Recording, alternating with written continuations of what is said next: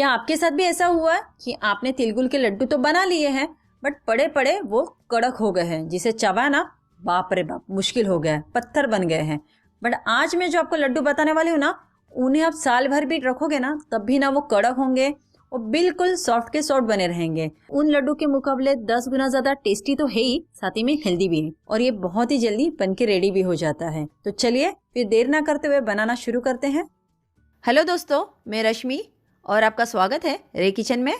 और अगर आपने मेरे चैनल को अब तक सब्सक्राइब नहीं किया है तो सब्सक्राइब करें और बेल आइकन को प्रेस करना ना भूलें। और सबसे पहले यहाँ पे मैंने 1 कप तिल लिया है और तिल को जो है मीडियम फ्लेम पे लगातार चलाते हुए भुनेंगे।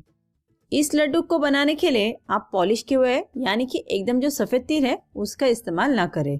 मेरी तरह अनपॉलिश तिल का ही इस्तेमाल करें, क्योंकि इसके मुकाबले जो पॉलिश किए हुए तिल होते हैं उसमें जो भी मिनरल, विटामिन, कैल्शियम है वो काफी कम होते हैं। अगर आप प्रेग्नेंट है तो डॉक्टर की सलाह के बाद ही आप तिल के लड्डू खाएं।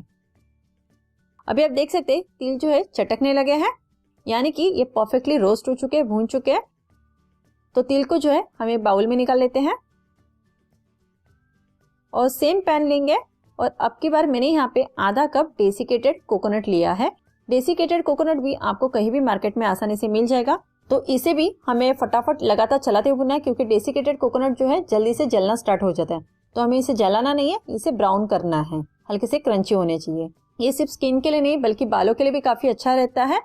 आप चाहो तो यहाँ पे जो सूखा नारियल आता है उसे भी कद्दूकस करके ले सकते हैं, बट जब सूखा नारियल लो तो उसका जो पीछे का हिस्सा होता है ब्राउन कलर का वो निकाल के फिर अंदर का जो व्हाइट वाला पार्ट है उसे कद्दूकस करके लें, जिससे कि ये दिखने में काफी खूबसूरत लगेंगे लड्डू।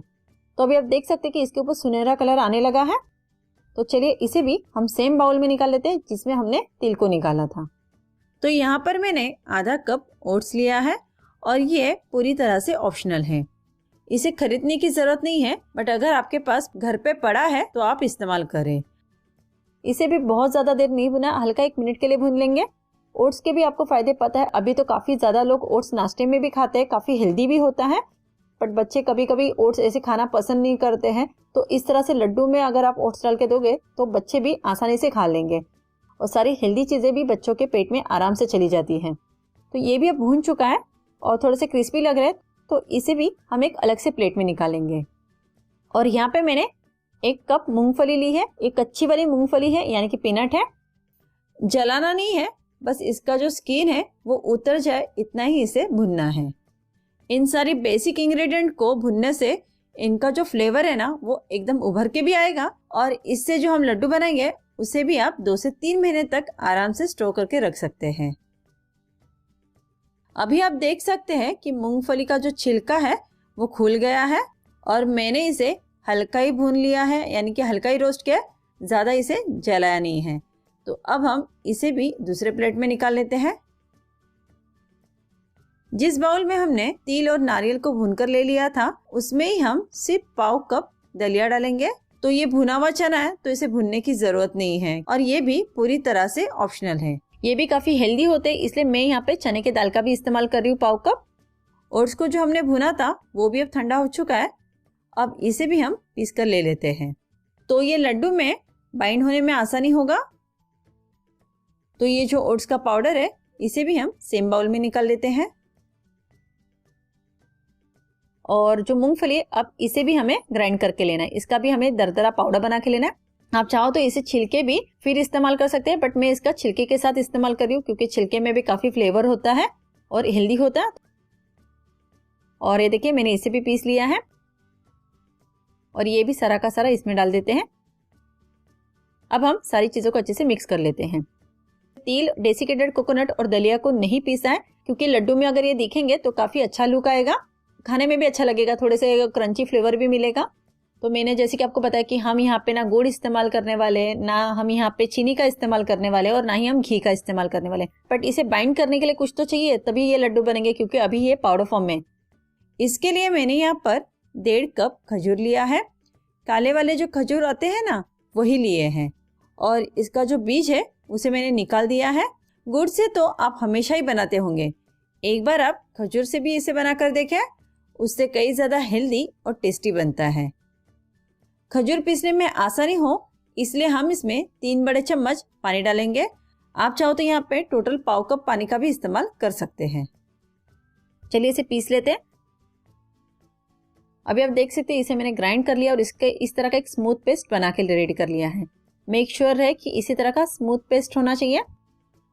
हमने इसमें पानी डाला था, तो जैसे कि मैंने कहा कि अगर नमी रहेगी, पानी रहेगा, तो हमारे जो लड्डू है लंबे समय तक स्टोर करके नहीं रख सकते हैं। तो इसके लिए इसे हल्का सा हम फ्राई कर लेंगे, जिससे कि इसके जो पानी है वो सारा सूख जाएगा और हमें एकदम अच्छा सा पेस्ट मिल जाएगा। मीडियम फ्लेम पे इस पेस्ट को जो है अच्छे से इस तरह से लगातार चलाते हुए हम भूनेंगे, सौटे कर लेंगे। तो यहाँ पे हमें कोई भी घी या कोई भी चीज़ का इस्तेमाल करने की ज़रूरत नहीं है। बिना घी के भी ये लड्डू बहुत ही परफेक्ट बनेंगे, काफ़ी टेस्टी बनेंगे। एक बूंद भी हमें घी लगाना नहीं है या ना ही यहाँ पे हमें डालना है। तो अभी आप देख सकते हैं कि जो पेस्ट है काफ़ी पतला था और काफ़ी ज़्यादा इसमें पानी लग रहा था, बट अभी आप देख सकते हैं इसका टेक्सचर जो बिल्कुल चेंज हो गया है और ये इस तरह से गाढ़ा होने लगा है। तो जैसे इतना गाढ़ा लगे तब आप गैस को ऑफ कर दें। गैस ऑफ करने के बाद इसे हम गैस से उतार लेते हैं। अब हम इसमें आधा छोटा चम्मच इलायची का पाउडर डालेंगे, क्योंकि तिल के लड्डू बना रहे इसमें इलायची का फ्लेवर काफ़ी बढ़िया लगता है। इसे भी अच्छे से मिक्स कर लेते हैं। हमारा जो सारा ड्राई मिक्सचर जो हमने रेडी करके रखा है इसे हमें डालना है। तो ये एक साथ पूरा नहीं डालेंगे, हम ये आधे आधे करके बैच में डालेंगे। और मेक श्योर कि पेस्ट को हमें ठंडा होने नहीं देना है। अगर ये पूरी तरह से ठंडा हो जाएगा तो आपके लड्डू अच्छे से नहीं बनेंगे। तो ये देखिए टोटली पूरा का पूरा मैंने इसे 3 बैच में डाला है और सारा का सारा इसमें इस्तेमाल हो गया है। यानी कि जो मेजरमेंट था वो एकदम परफेक्ट है। तो कम से कम 1.5 कप खजूर तो हमें लगेगा ही। और इस लड्डू की ना खासियत क्या है, नॉर्मली जब भी हम गुड़ के या फिर चीनी के लड्डू बनाते हैं तो कभी कभी वो बहुत ज़्यादा कड़क हो जाते हैं और जब वो ठंडे हो जाते हैं तो खाने लायक नहीं रहते, चबाने लायक नहीं रहते, एकदम पत्थर जैसे बन जाते हैं। बट इस लड्डू में ऐसा कुछ नहीं होता, ये खाने में एकदम सॉफ्ट रहता है, हमेशा नरम ही रहेगा। और दूसरी चीज़ कि दांतों में बिल्कुल भी चिपकते नहीं है, जो कि नॉर्मल तिल के लड्डू में अक्सर होता है। ये इस तरह से लड्डू बनाकर है ना आप स्टोर करके रख सकते हैं। आजकल के जो बच्चे स्कूल जाते हैं या ऑनलाइन भी बच्चे स्कूल पढ़ाई कर रहे हैं तो उनको बीच में एक शॉर्ट पीरियड का ब्रेक मिलता है, एक 5-10 मिनट का। तो उस ब्रेक में ये 2 लड्डू भी अगर बच्चे ने खा लिया ना तो भी बहुत है। तो अब आप देख सकते हैं कि इतना एक प्लेट भर के मैंने लड्डू बना लिया है। लगभग 22 से 25 लड्डू बने हैं। तो आप इस हिसाब से अगर आपको ज़्यादा लड्डू बनाने तो सबकी क्वांटिटी आप डबल करें और लड्डू को बना सकते हैं। तो आपने देखा ना, बिना चीनी, बिना गुड़, बिना घी के हमने इस लड्डू को बनाया एकदम हेल्दी वे में। मैं आपको ना इसे तोड़ के भी बताती हूँ, जिससे आपको पता चलेगा कितने सॉफ्ट और कितने परफेक्टली बने हैं। देखिए कितने आसानी से टूट गया है, बिल्कुल भी हाथ में चूरा चूरा नहीं हुआ, ना ही क्रम्बल हुआ है, परफेक्ट बना हुआ है, काफ़ी सॉफ्ट है, खाने में भी टेस्टी है और यहाँ पे कोई भी मीठेपन के लिए चीनी की ज़रूरत भी नहीं है। अगर आपको मेरी ये रेसिपी इंटरेस्टिंग लगी है तो मुझे लाइक और सब्सक्राइब करके सपोर्ट ज़रूर करें और अपने दोस्तों में इस रेसिपी को शेयर करना ना भूलें।